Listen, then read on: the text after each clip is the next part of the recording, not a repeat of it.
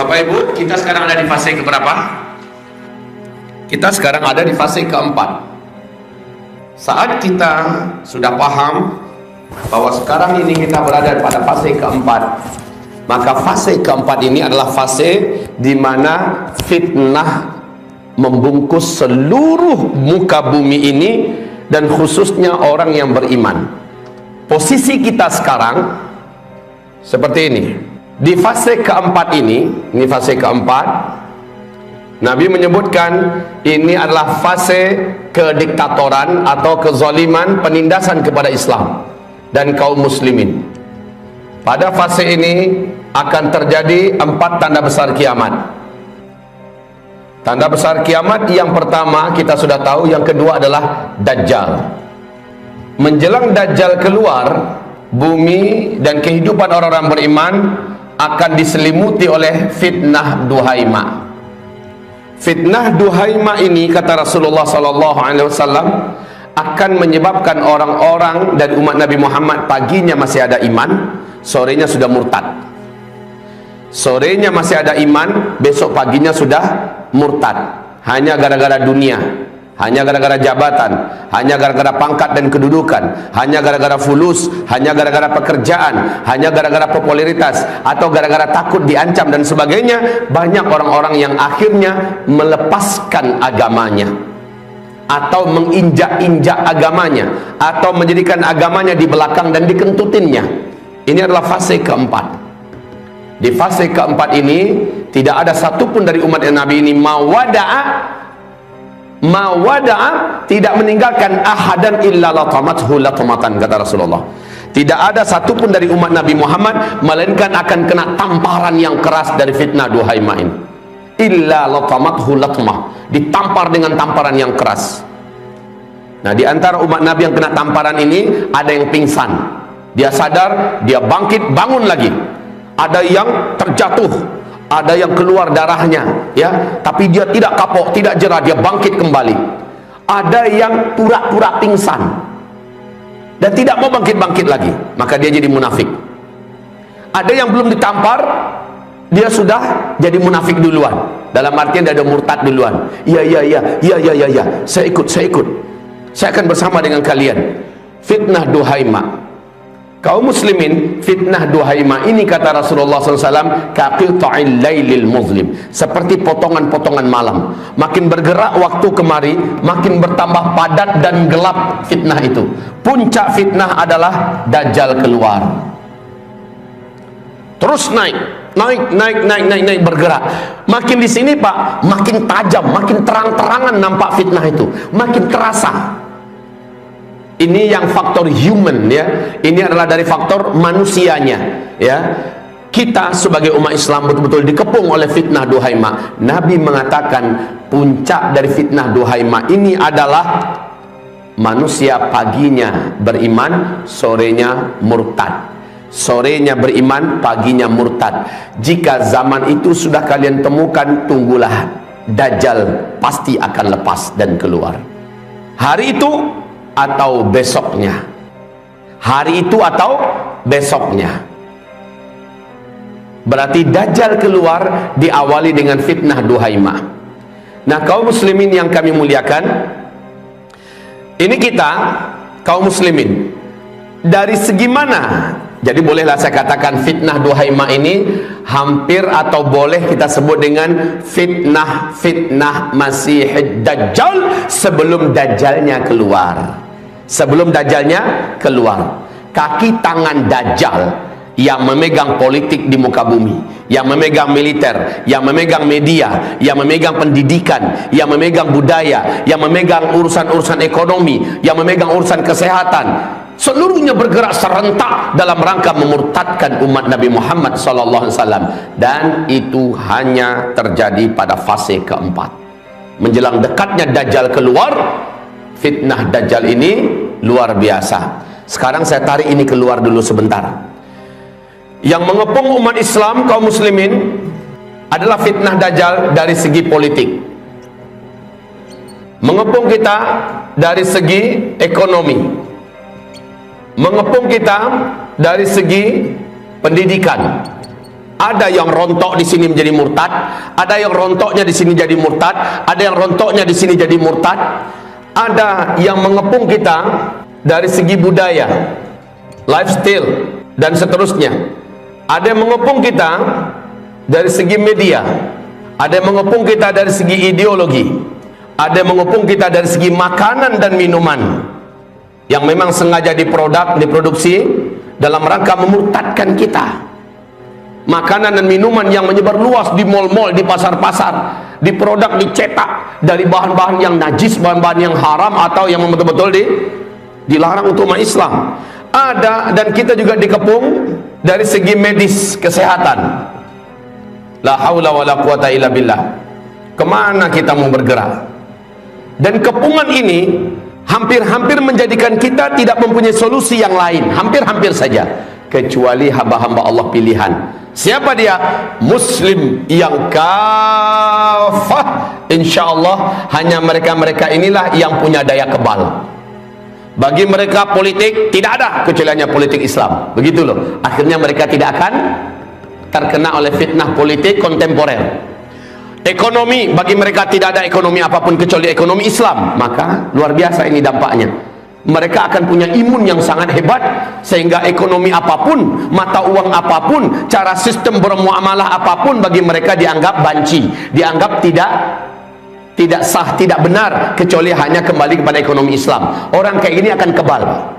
Muslim-muslim kafah di akhir zaman yang total-total berislam, mereka-mereka ini akan kebal. Secara pendidikan juga begitu.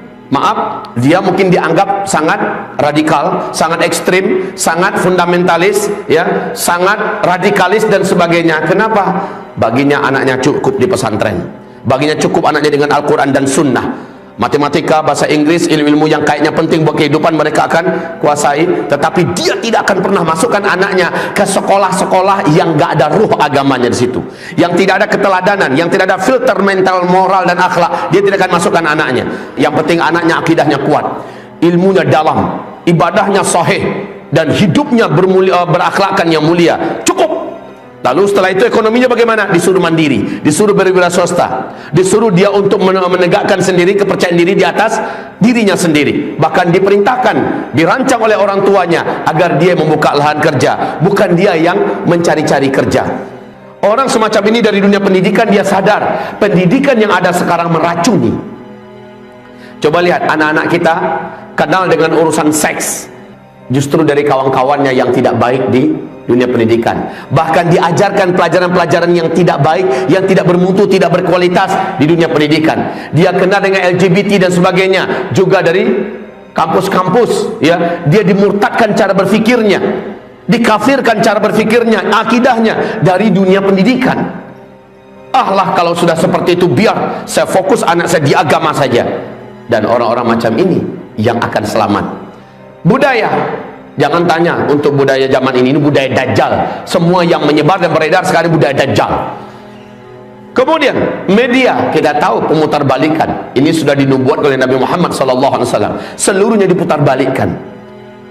Nah dari sini orang-orang yang memiliki mental muslim kafah, insya Allah Ta'ala dia tahu seperti apa cara, etika, adab menerima informasi, bagaimana cara menyebarkan informasi, bagaimana memanage sebuah informasi, dan bagaimana seharusnya dia menjadi seorang mujahid yang menyebarkan informasi, dan seterusnya dari media.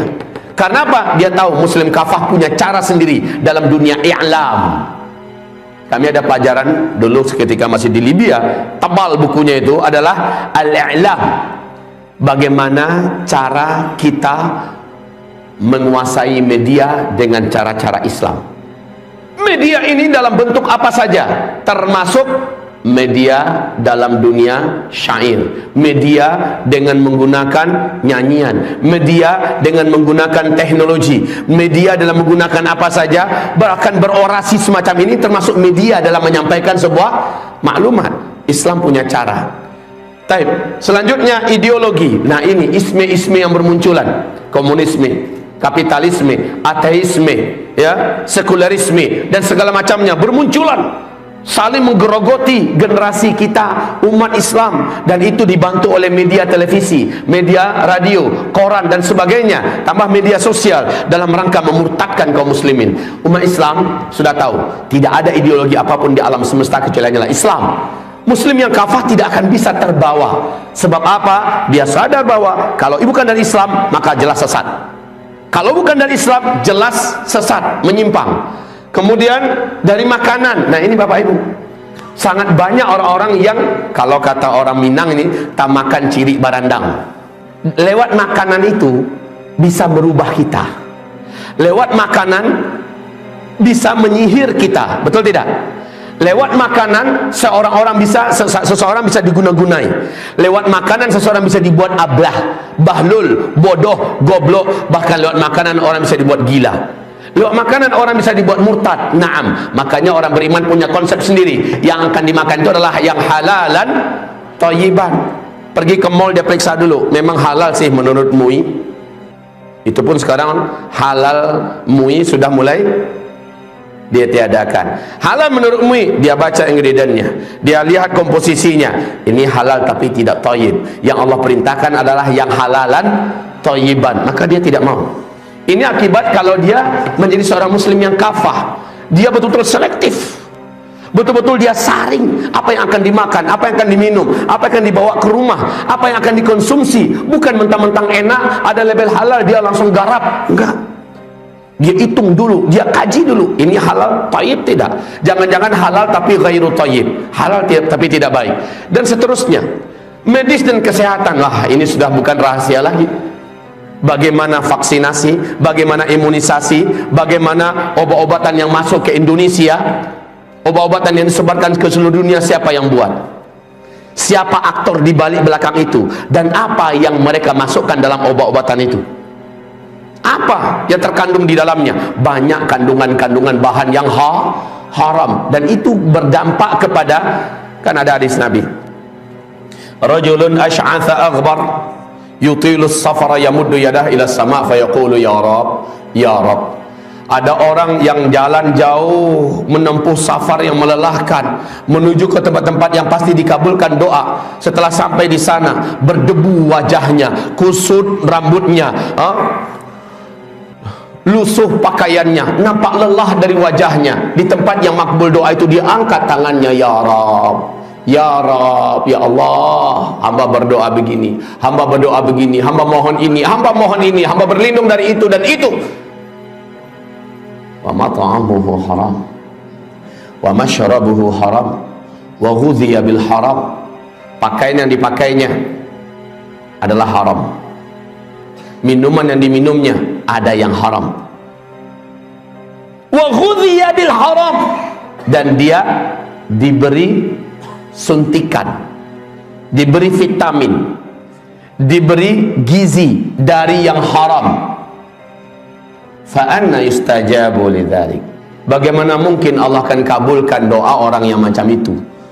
Doanya ditolak, ibadahnya juga ditolak, padahal dia dah capek sampai ke tempat yang paling makbul doa, sampai ke raudhah, sampai depan multazam, doanya ditolak.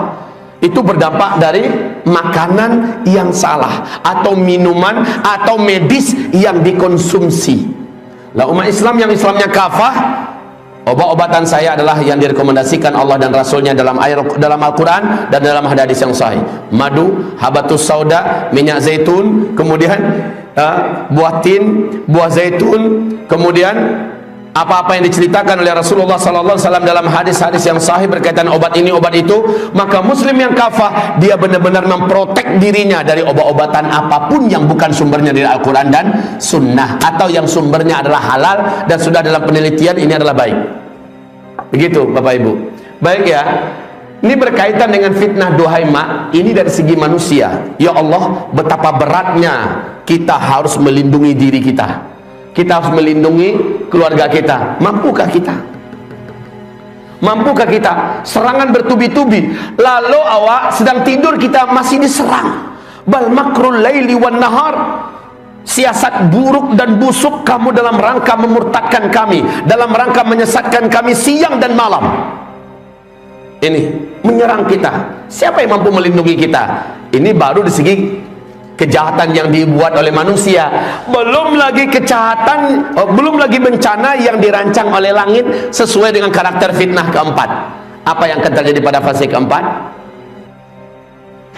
Yang terjadi pada fase keempat, kata Rasulullah, di sini banyak terjadi bencana-bencana besar di bumi ini.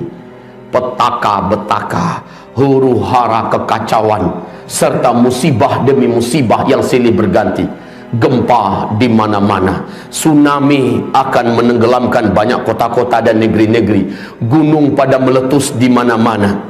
Banyak terjadi penyebaran penyakit-penyakit, ya, segala macam hal yang mengerikan dari alam bermunculan pada masa ini. Siapa yang menyelamatkan kita? Siapa yang melindungi kita? Ingat kajian kita hari ini, Sang Maha Pelindung, Al-Maula. Al-Maula di surat Al-Hajj ayat yang ke-78 tadi. Wa'tasimu billahi huwa maulakum. Berpegang eratlah kamu kepada Allah, cukupkan hanya Allah. Huwa maulakum, dialah sang pelindung kamu. Fa ni'mal maula wa ni'man nasir. Allah adalah sebaik-baik pelindung dan dialah sebaik-baik penolong.